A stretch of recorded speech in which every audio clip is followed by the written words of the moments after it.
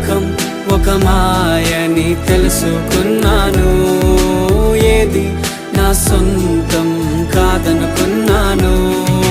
తప్పిపోయిన కుమారుని నేనైతే నా కొరకై నిరీక్షించే తండ్రి నా యేసు. తప్పిపోయిన కుమారుని నేనైతే నా కొరకై నిరీక్షించే తండ్రి నా యేసు. ఈ లోకమంతా నేను వెతకినా నాకు లేదయ్యా ఎక్కడా ఆనందం.